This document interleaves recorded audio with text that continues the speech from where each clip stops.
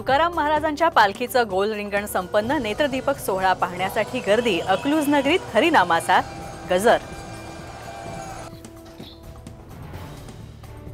ऐन आषाढ वारीत दरम्यान पंढरपुरात सुरक्षा रक्षकाकडून भाविकाला जबर धक्काबुक्की, भाविकांनी नोंदवला निषेध। कोथिंबिरीचे दर घसरले, भाव पडल्यामुळे कोल्हापुरात शेतकरी हवालदिल, तर पालेभाज्या आणि टोमॅटोचे दर मात्र तेजीत।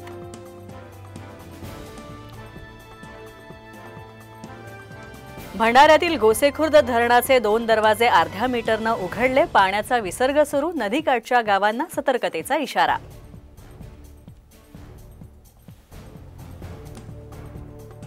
कोल्हापूर जिल्ह्यात धरण क्षेत्रामध्ये पावसाची बरसात, राधानगरी धरणामध्ये 4 टीएमसी पाणीसाठा, नद्यांच्या पाणी पातळीमध्ये मात्र घट।